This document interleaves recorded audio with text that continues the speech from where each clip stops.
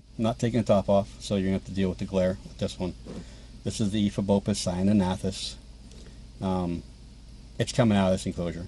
I don't know why it's not doing it. It just webbed up just a little bit there where it's at. I've taken the top half off. I've sprayed it down. You can see the white stuff growing on that wood. I don't know if that's spider feces or if that's... It doesn't look like a mold to me, but it could be. It is pretty white and chalky, so I'm pretty sure that that's just the spider's toilet right there, but it's not acting like a normal Ephebopus species. It hasn't dug at all. So what I did is the original enclosure I was going to put it in is this one here. Okay, and this is just,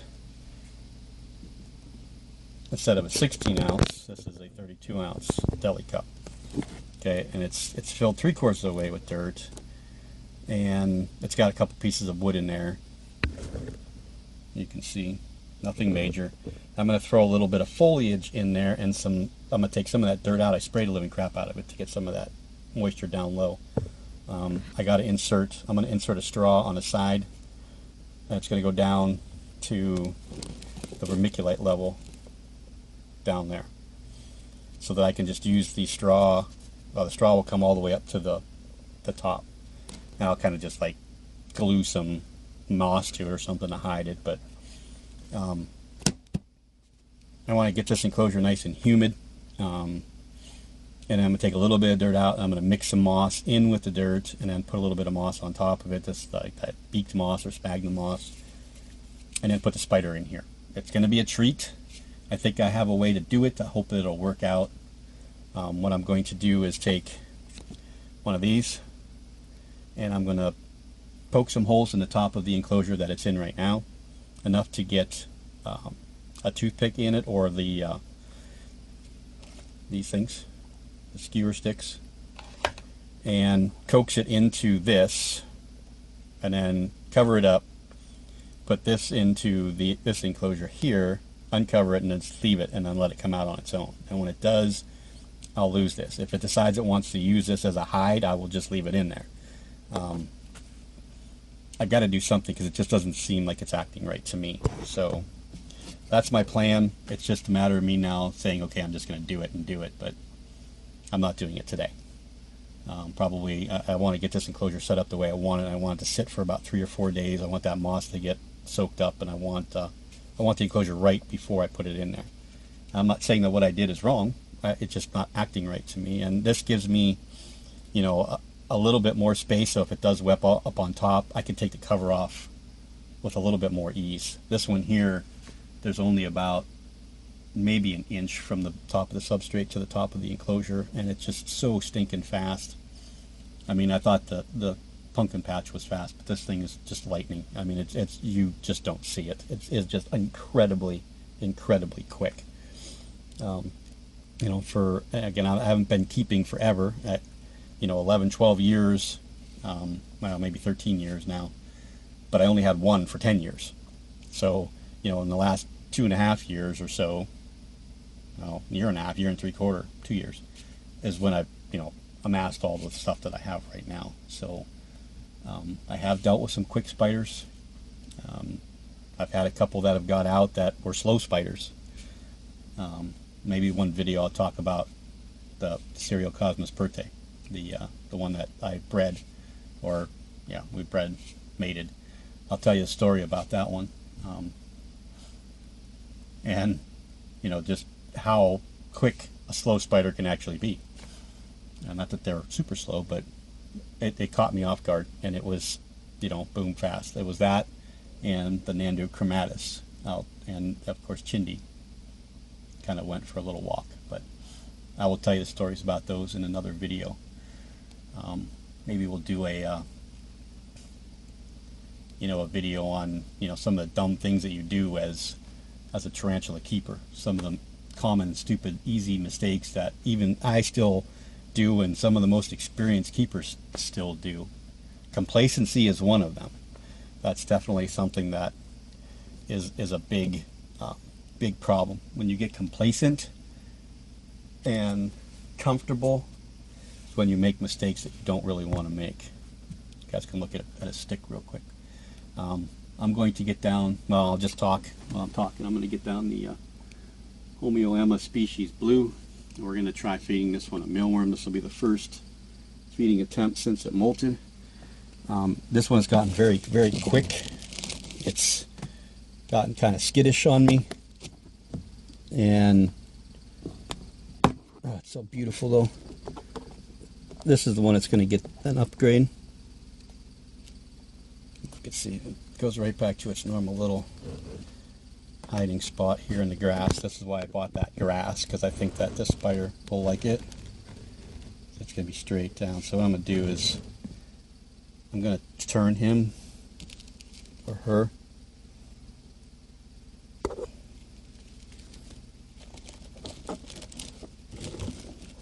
And then I think I'm going to try and do this one's enclosure more of a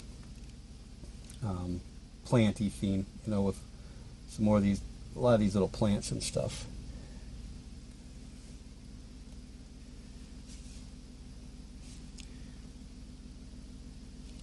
I don't want to disturb it too much because I know it's very flighty right now, but it should be ready to eat.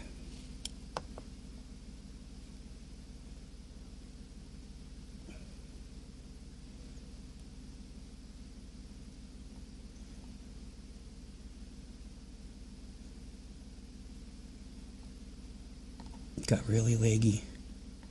I hope this is not a male. Well, I mean, I don't really care, but I really hope this one's a female. There's a little fret posture for you. See, even the small slings can do it. You know, when they're uncomfortable, they're gonna let you know. And this one's been really docile, really. I mean, you really can't see the colors. It's dark. I don't have that blue anywhere yet, but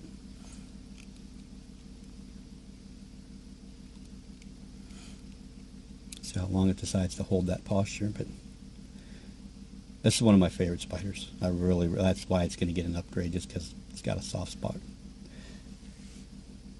I really do like this spider. It's the only one that I've ever got from Ken. This is from Ken's the bug guy. Again, I got this last Labor Day. It was during his Labor Day sale. I picked it up. I can't remember. I got it for a decent price. I mean, because they're usually around $60, $65. I think I got it for like 32, maybe, with the discount. And that's when I got the P. Regius, the one that died, the one that had a couple egg sacs there. But yeah, let me zoom you in, see you guys can see. Let's see, focus that a little. Look at that. Look at that thing. This one was named by a friend of mine. She named it Bronte. Like I said, that was the author, poet, author. I think author. Fascinating. The enclosures. Like I said, it could probably live in here for another molt, maybe even 2. Really, to be honest with you. But I'm going to give it something nice and big and let it grow into that. Just. You know, I may even put it in one of those car display cases, so that nice and clear plastic, so I can see it. Okay, well, it doesn't look like. I wonder if we should try something different. The worm's right in front of it. It's not eating at all. Well, maybe it will. Yeah, maybe it's. There we go. Just had to give it some time. Oh, look at that shot. That's some footage there, huh? And so you guys know, I'm working on an intro. I've been taking some of the, videos that I take and then cutting them down and just using, 10 seconds. So this part of that will probably be in the intro. I'm trying to find the right music for it. And I don't do computer graphics at all, so it's just going to be basic. I don't want to get flashy. This is what I like about so many of the keepers that are out. Dave Scott and Marilyn Moore, Killer Vibrations. It's just everyday normal people. I'm seeing a few well-known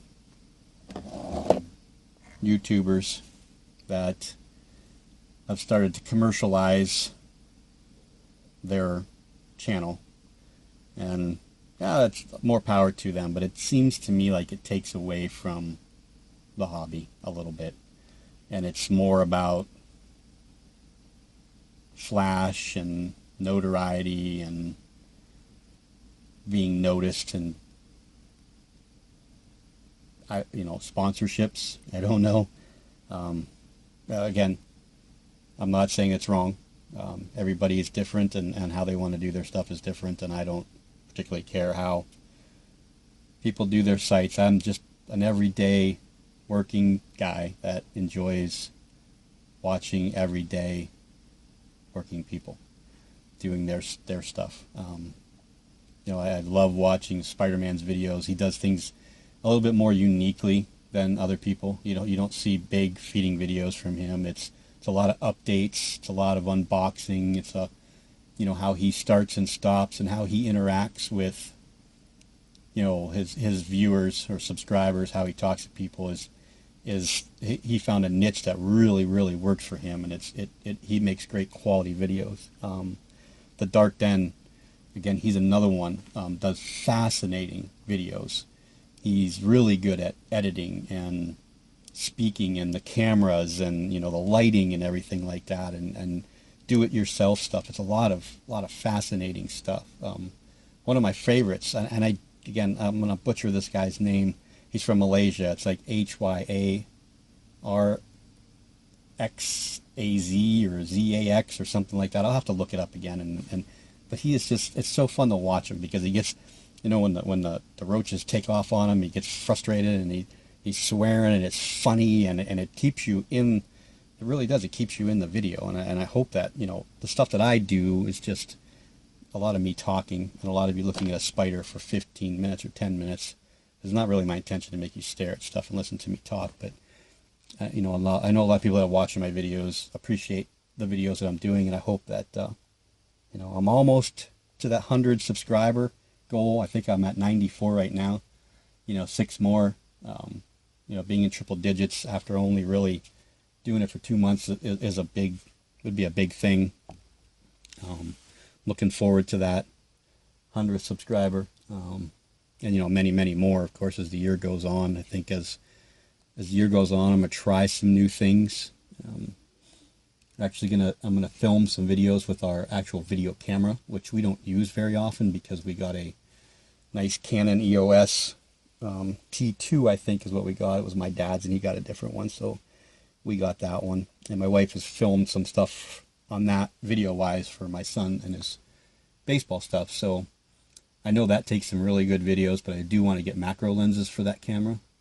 But I think I'm going to start, I want to try using the video camera, and because we have a tripod for it, and I could set it up, and I can video with the video camera and with my camera at the same time. And then I can watch the videos from the video camera on the computer and see, what the difference is. And if the quality's better with the video camera, of course I'm going to use it. But I have to say, this S5, it does a pretty damn good job, I think. I mean, again, if you have that lighting, this little LED light makes a world of difference. I think I paid $19, maybe $20 for this little LED light. It's rechargeable. You just plug it into, a regular like phone charger. That's it came with a little cord, and you just plug it into a regular Samsung or Apple or whatever it is adapter for your wall power.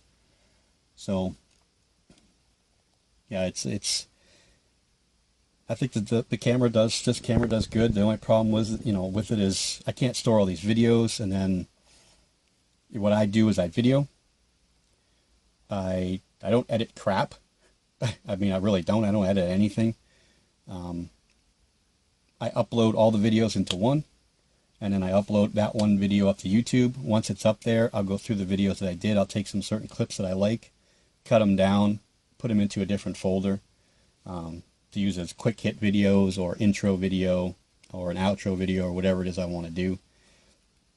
And some of the, like I said, some of the footage here you'll see eventually, and some of that stuff, I want to talk to a few people that do those intros and outros, you know, really get a chance to actually talk to them, not just, you know, send messages over YouTube. You know, if I can instant message somebody and get some hints and ideas of how to do it right. I think my son can do some computer graphics, but it's, again, he's at college. Well, he's home right now, but he'll be going back. And once he goes back, it's going to be busy time for him because baseball's really going to start going crazy here for them. So maybe when he comes back in the summer, we can do some video graphic stuff. Okay, so let's, I think I got a couple more I want to do, and then we'll be all done. Here is another spider that will give you a run for your money. You have got to be on top of your game with this spider. I just got it down. It was fed the other day, so I'm not feeding it. I just wanted to show you because it was actually out. Now, it was in the bottom left-hand corner of the enclosure where it's got some wood right there. Okay, it went underneath there, it webbed it up, but it was sitting right there when I saw it. So I was like, oh, I'll bring it down. Now, once I grabbed this enclosure, this spider had to have done about 30 laps around this thing. It is just incredibly fast. This is the Chaetopelma olivaceum, the Israeli black. Again, this was a add-on spider from Tom Patterson when I got my Augustophila seasondami. So this one was, you know, he told me he was sending it. Didn't know a lot about them. He explained, you know, how to keep them and everything. And it, again, they're black, but they are fast. Hopefully it doesn't take off. Look at that thing. Very, very, very skittish, very fast. This one threat posed me when I moved it into this enclosure. And it's only an inch long. I don't want to leave it off too fast. See what I mean? You didn't even see that. Now, that spider went from there, around here to there, and buried itself in that corner in the blink of an eye. Like that. I mean, I don't think I got 2 words out, and it was all the way into that corner hiding. These spiders, there's a video on these on YouTube. You look it up.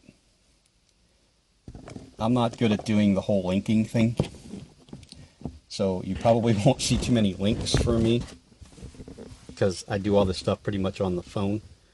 I'm sure I could figure it out, but okay, see, that's where it's at right now. They will burrow. Of course, in this enclosure, it's not going to burrow too much because it doesn't have a ton of substrate in it, but it did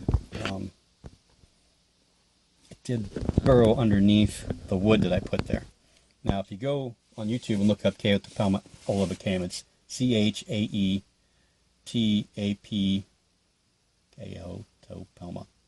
ELMA, and OLIVA, or OLIVECEAU, or CUM, olivaceum, or just I'll figure out how to link it somehow. May not be in this video, but I'll link it somehow. But if you look it up, there's a video of them in the wild, and it's like, I don't know where they were. They're in the Middle East somewhere. I don't know if it was Yemen, maybe, but they were along a rock wall crevice, and they were just all over the place in burrows, all over the place. So they were within real close proximity of each other. I'm not saying that they can be communally kept, but they were in pretty close proximity with each other. But again, it's a black spider. I love black spiders. I had to, once he told me I came in, I did some looking at him on video, and what he explained to me, I was pretty excited about it. I was kind of worried because it didn't eat for quite a long time, and when they go into pre-molt, now you've seen the color, it was black. When they go into pre-molt, now maybe as they get older, I don't know, but they go to like a goldish color, tannish color. It's kind of weird because when this one came in, it was darkish, somewhat darkish. And then next thing you know, it was like tan. And I was like, what happened? And then like a week later, it molted and it was black. So, and then the second time it molted, it did the same thing. So we'll see as the molts go on if it does that every single time or not. But, well, we got a couple more things. Yeah, we got a couple more things I'll take down. Okay. I don't know, every time it goes out of focus right away. This is the Ceratogyris darlingi. Didn't eat the last time. We're going to try a worm with this one. It was right at the edge of the burrow there. So I kind of figured it might be kind of hungry. So we'll put this worm up there. That'll struggle pretty good. Maybe that'll draw the spider up and out. I fed it a roach the last time, and I took it out because it just kind of went over to the water dish and stayed there, and the spider never came out after it.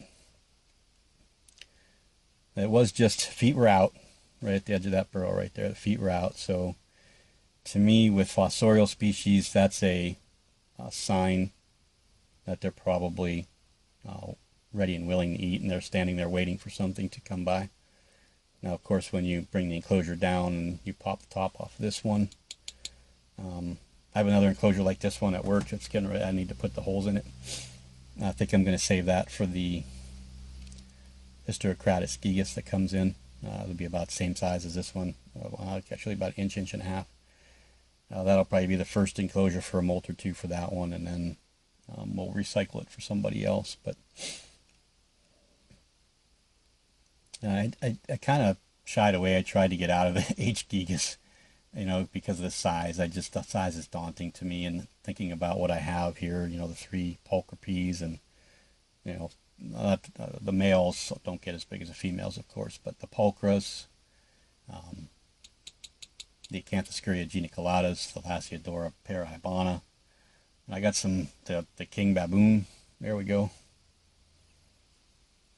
I hope you guys saw that. I was looking up at my shelf, so hope you guys at least saw the spider come up for a second there.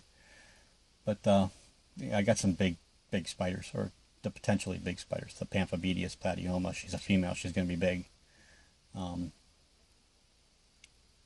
So the thought of a 7.5, 8 inch, another one, Hysterocrates gigas female, if it comes in female, of course. It's like, you know what? How about if you don't send that one and send an HMAC instead? So he said, okay, I'll send an HMAC and I'll send the H gigas too. So I'm not going to argue with them. I'll just let them send it, and I'll just deal. I'll deal the best I can. I'll find room somehow. I think I might decrease the bed size and open up some space. Okay, so we got the C. darlingi fed. Let's see what else. We got a couple more. I keep looking up and saying, oh yeah, I probably could feed that one, and I could probably feed that one, probably feed that one. So we'll feed what we can. It's going to be a long video again. I'm sorry. We're probably already close to an hour. Or it's going to be somewhere in the hour range. I know some people like the long videos. Some people don't like the long videos. And it's going to be hard to please everybody, so I try to do a little bit of each. That's why the other day I uploaded like 3 or 4 videos separately. So you can just pop on. But see, with the smaller videos, you don't get the views. Not as many people watch the shorter videos as they do, because they're more specific to one spider. This is a myriad of different things that people like to see, a bunch of different things. So, I always said I didn't want to do the long videos. I wanted to keep them, 20 minutes, and I wasn't really successful at doing that. So, as long as you guys enjoy watching them and bear with me, I'm just going to feed and talk and go on from there. We'll see. Let's see what we got coming up here. Hold on. That's a good one. So I started to talk. I was talking about the spider, and I never even hit record. So anyway, this is Haley. I named this one after my daughter, spelled differently than her name. But yeah, I'm sure when the other two find out that I named the spider after my daughter and I didn't name the spider after them, they're going to whine and cry. So I'll have to name one Alex and one Eric. So maybe I'll get some females and call it Alexa and Erica, because I think this guy right here, I think this one's a male, but let's see if it wants a worm. We don't want the worm to dig. Well, these worms, they don't waste any time, do they? That's the bad part about the worms and some of these, like the brachypelmas. They don't eat right away. They don't take it right away. They wanna dig. I think it's been about a week and a half since I fed this one, and I'm trying to, again, I don't feed by schedule. I just look at them and say, okay, they can eat, and I have the app. I keep track of every feeding, so I can look on there and say, oh, it hasn't eaten in 7 days, or it hasn't eaten in 10 days, or, You know, it hasn't eaten in 224 days or whatever it may be. But if I open up the enclosure, I look at the enclosure and I say that, you know, the spider could eat. I'm gonna feed it. You know, if they don't want to eat it, they're not gonna eat it. It's that simple. Um, it's not rocket science, really.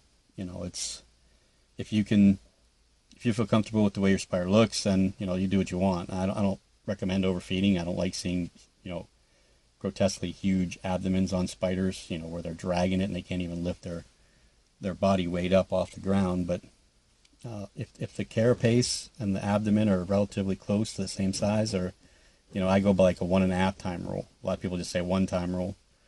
And again, some spiders are different. My pokies are skinnier. They're skinnier. You know, the abdomen's skinnier than like my Samira, the Poecilotheria species Highland I fed the other day. It could probably feed again, real easy, because it is pretty small in the abdomen. I was looking at it this morning. I said, did I even really feed you the other day? But it wasn't anything. It was just a small red runner that I fed.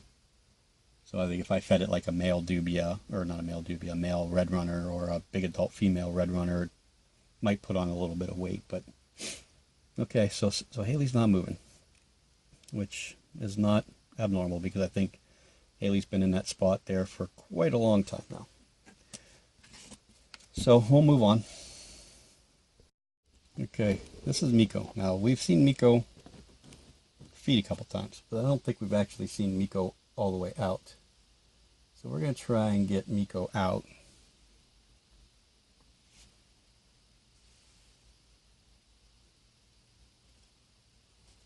There it comes. Miko is the Nandu carapoensis.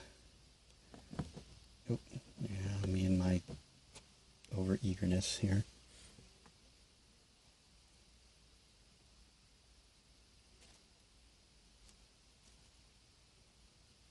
Miko's a pretty good eater.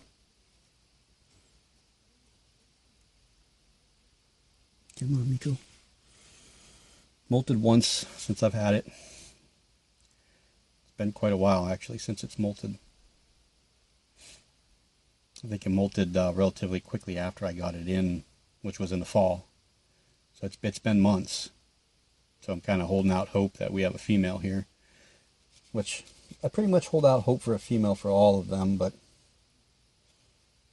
just because they live longer, you know, and they're around longer. And, you know, some of your favorite ones like Salem, you know, I mean, Diablo. I've had Diablo since the fall of 2015, and he matured, and he's going to go out for breeding. You know, it's the actually first. Did I order those before Obi, or did I order Obi before them? I think I ordered Obi before them. So Obi was the first spider I bought for myself. I bought the 3 for the kids from Jamie's Tarantulas, and then I ordered the Salem and Diablo from her too. That was right around Thanksgiving in 2015. I haven't ordered from her since. I think she's a great person, and she has a great selection, and she has pretty good prices. It's the way she ships them that I can't endorse because it's not quite legal. But I don't want to get into all of that. So I know a lot of people still use her. A lot of people love her. I have heard some people that are starting to have some problems. I hope everything gets straightened out. I don't want to see anybody, you know, be unsuccessful at all. But come on, Miko. You have to give this one time. It is a pretty shy Nandu.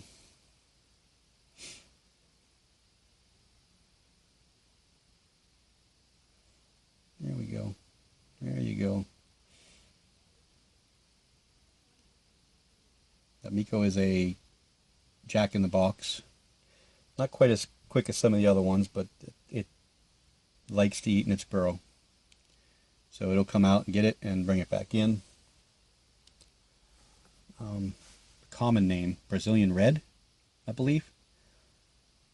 The Nandu carapoensis, Brazilian red. It's actually, I think, out of all of them. I like the Colorado velocis, but I think this is my favorite Nandu, the carapoensis. I was kind of glad that I worked out the deal to get Miko came in. It was Miko, Celine, the Aphonopelma calcodes.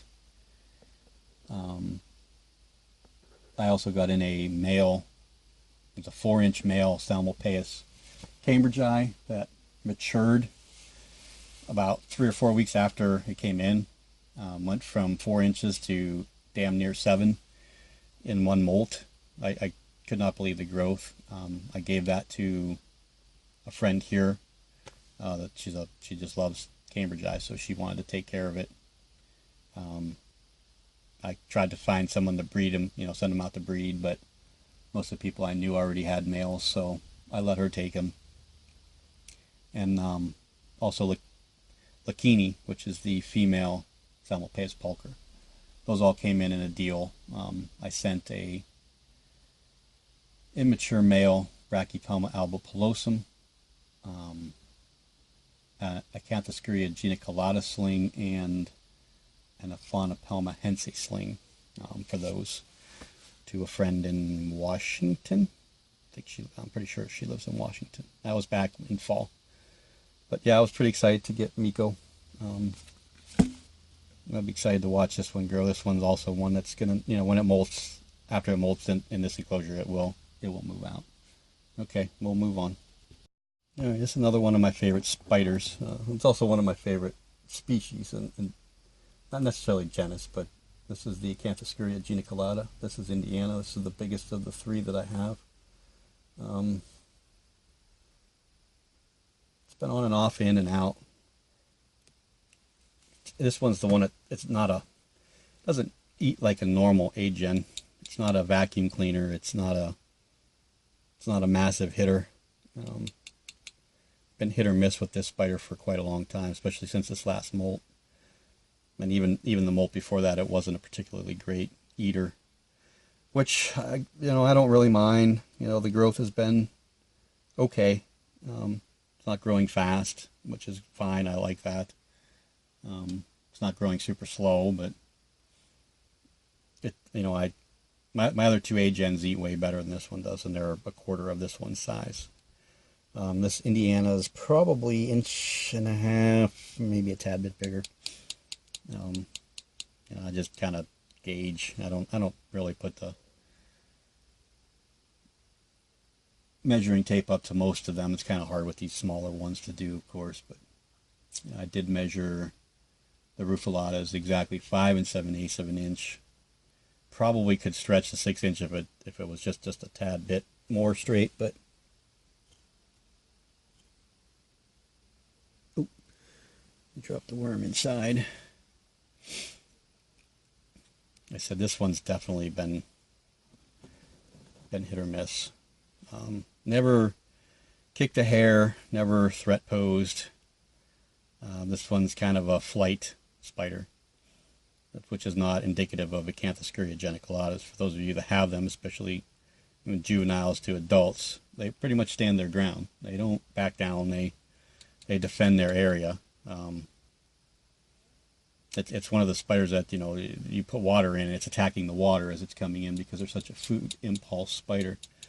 But this one's not really that way. I thought maybe we'd get it to eat because it's been a couple weeks since it has eaten, but I guess not. So we'll move on.